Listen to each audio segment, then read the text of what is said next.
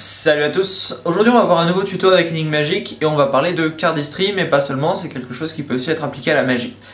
Je vais essayer autant que possible de faire des vidéos qui seront plutôt versatiles pour aussi ceux qui veulent apprendre donc la cardistry, mais aussi pour les magiciens qui sont parmi nous. Et je vais donc continuer sur la série des bases, on va essayer d'aller plus loin sur certaines bases pour que vous vraiment puissiez utiliser vos connaissances au maximum. Alors, le dribble c'est un mouvement qui ressemble à ceci. Ça a plusieurs utilités. Tout d'abord, ça permet au spectateur de choisir une carte. Donc il peut dire stop, on peut lui donner une carte. Ça peut aussi faire office de fioriture. Ça peut bien sûr donner l'anaconda dont on parlera plus tard. Et ça a aussi un effet sonore, ce qui n'est pas le cas de énormément de mouvements. Mais puisque le dribble fait un son, on peut s'en servir pour jouer sur l'effet sonore, en plus de l'effet visuel et des mouvements de magie qui vont donc avec. Comment est-ce que ça fonctionne? Tout d'abord, le dribble peut se faire donc selon les côtés longs et selon les côtés courts. Personne ne le fait selon le côté long, parce que ça n'a pas beaucoup forcément d'utilité. On le fait habituellement du côté court et la prise, c'est la prise biddle habituelle, c'est-à-dire les trois doigts, donc sauf l'index, du côté court opposé au magicien, pouce du côté court vers le magicien, index replié sur le dessus de cette prise-là. Les cartes vont être lâchées dans la main non dominante. Et la main non dominante, puisqu'elle va devoir recevoir les cartes, il faut qu'elle soit pareil dans une position assez délicate. C'est-à-dire pas seulement à plat, parce que si c'est juste à plat, les cartes vont tomber comme vous le voyez là. Il faut que ce soit idéalement une cage, pour que les cartes, une fois qu'elles tombent dans la main, elles ne puissent pas glisser et tomber par terre. Donc il suffit simplement de baisser la main, puisqu'on n'a pas de doigt ici, donc il va falloir faire en sorte que les cartes ne puissent pas glisser par là. Donc on baisse la main un peu, et on va courber les doigts. De sorte à ce que quand les cartes tombent dedans, elles y restent. Vous pouvez faire 2-3 tests, mais en gros il suffit de baisser la main et de courber les doigts. Et là c'est bon.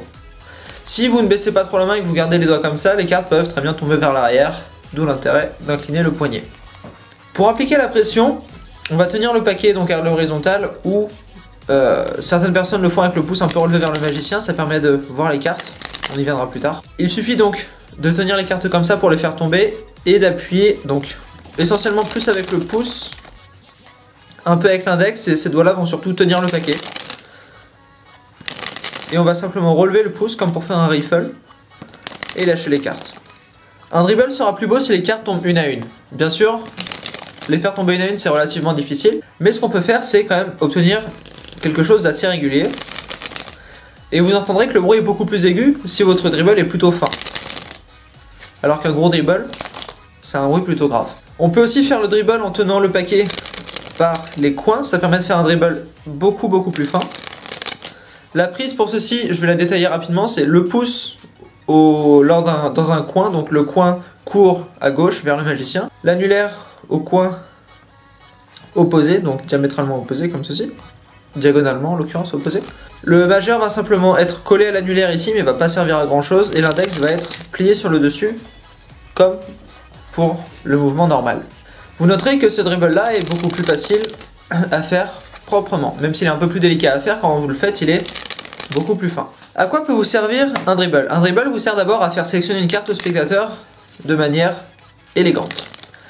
Il va surtout vous servir aussi à, quand vous faites votre dribble, à pouvoir avoir connaissance donc de la dernière carte ici, sans que votre spectateur y fasse attention. C'est-à-dire que vous allez faire le dribble, il va vous dire stop, vous allez lui montrer cette carte là et pendant qu'il la regarde, vous pouvez très bien tourner cette main là vers vous, en prendre connaissance et ensuite la laisser sur la carte du spectateur pour que quand vous alliez chercher dans le paquet, si jamais ça arrive, vous allez tomber sur cette carte là et vous saurez que la carte du spectateur est juste après.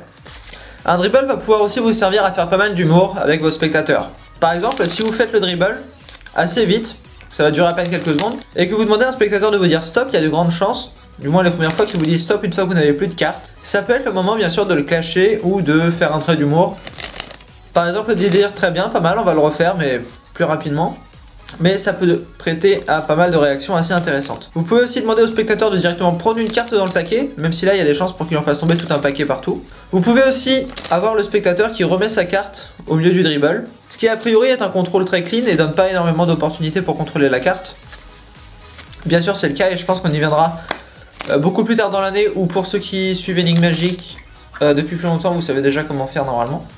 Ce que vous devez surtout retenir, c'est que votre dribble doit être très régulier et idéalement avoir des paquets donc qui tombent les plus fins possibles, idéalement une carte à la fois. L'objectif du dribble, c'est de pouvoir avoir un mouvement relativement ouvert pour que le spectateur puisse prendre des cartes dedans ou alors les reposer. Oups. C'est un mouvement que les magiciens font très souvent entre leurs tours et ça va surtout leur permettre de prendre connaissance des cartes au fur et à mesure qu'on fait tomber le paquet.